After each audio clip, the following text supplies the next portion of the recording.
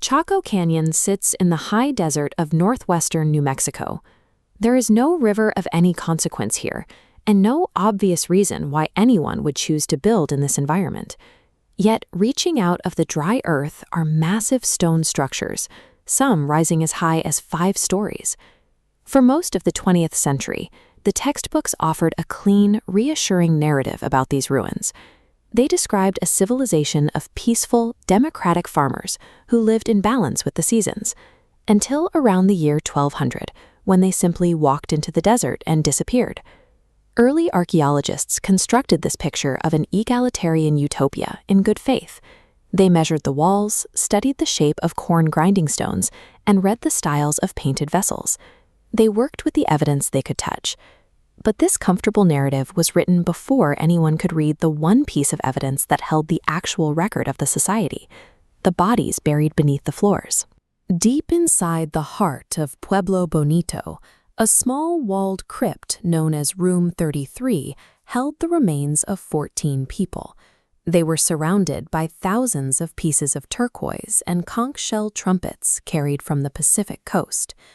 In 2017, researchers extracted ancient DNA from bones that had been sitting in museum drawers since the 1890s. They discovered that 9 of the individuals in that single room shared the exact same mitochondrial genome, and their burial dates stretched across roughly 330 years. Mitochondrial DNA passes only from mother to child.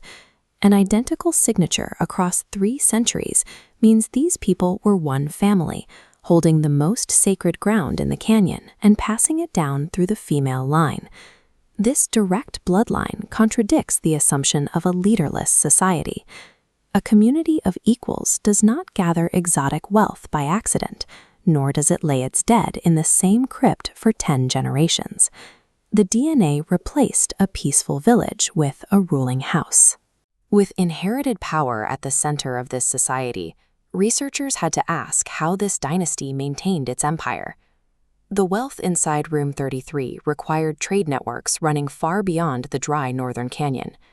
Following the trail of those luxury goods leads thousands of miles south, directly into the great civilizations of central Mexico.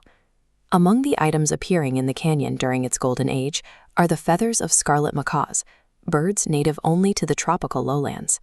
The connection extended to architecture. At Wupatki, archaeologists unearthed a formal Mesoamerican ball court. There was no prior tradition of these courts anywhere in the Southwest. It appears fully formed. Along with copper bells and cacao, trade routes carry ideas. The evidence points to an imported worldview from the South, one where the cosmic order was maintained through extreme ritual offerings. Physical anthropologist Christy Turner spent decades analyzing skeletal collections from the canyon. He noticed a pattern. The remains had not been laid to rest. They were processed in ways that matched the butchering of game animals. Turner established a strict forensic checklist. He found burning isolated to the backs of skulls. He documented the abrasive scraping left when a bone is smashed between stones, and cut marks from stone tools at the joints. He also identified a faint sheen known as pot polish from fragments stirred in ceramic vessels, fracture patterns unique to break fresh bone, and the systematic pulverizing of the vertebrae to extract the marrow. Conclusive evidence emerged at a site in Colorado called Cowboy Wash. Alongside processed human remains, researchers found a preserved coprolite left in the center of a hearth. A biochemical test for human myoglobin, a protein found only in human skeletal muscle, came back positive in the waste.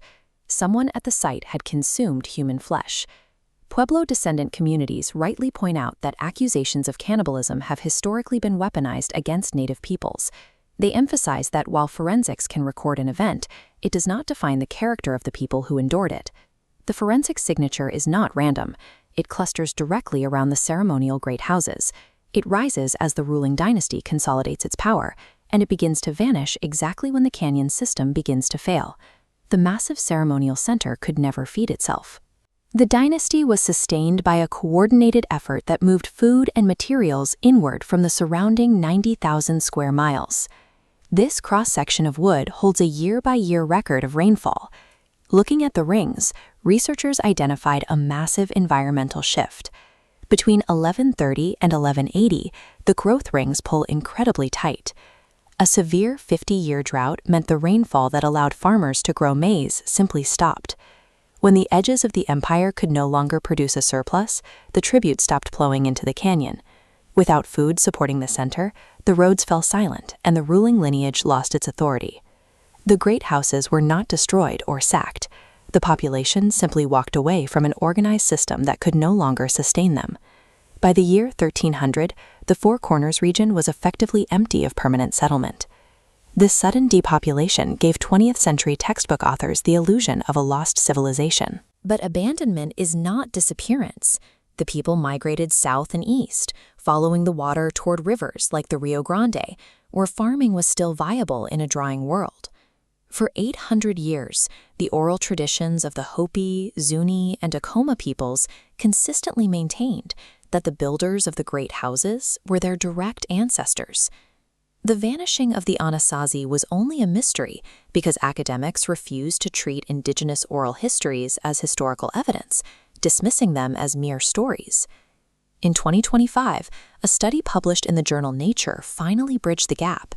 Researchers worked in full partnership with the Archaeologists Pueblo to compare the DNA of living tribe members with ancient remains from their territory. The results showed an unbroken line of genetic continuity stretching from the ancestral builders in Chaco Canyon straight through to the present day. There was no population collapse before the Europeans arrived. The descendants of the so-called vanished civilization still live and farm in the same environment, building their homes within a few days' walk of the ancient ruins. When the dynastic system failed, they packed up their masonry skills and their agricultural knowledge, and they moved towards sustainable water. We spent a century imposing a mystery on a place that never needed one. We mistook the silence of the canyon for the disappearance of its builders, while their descendants had been telling the truth the entire time.